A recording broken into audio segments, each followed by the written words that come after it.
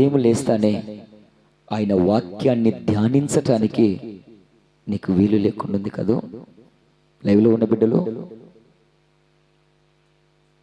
దీన్ని ఎవడు ధ్యానించి, దీన్ని ఎవడు చదివి దీని ప్రకారమని నడుస్తాడో వాడు మాత్రమే నీటి ఓరన నాటబడిన చెట్టు వలె ఉంటాడట. దేవునికి మహిమ కలుగును గాక.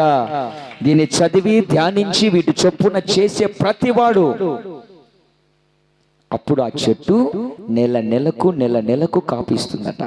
ఆ రకంగా మీ కుటుంబాలు ఉండునుగాక. ఇన్నాళ్ళు ఒకవేళ అది లేదేమో, ఈ డిసెంబర్ మొదటి వారం నుంచున్న బైబిల్ విషయంలో మీరు అప్డేట్గా ఉందురుగాక.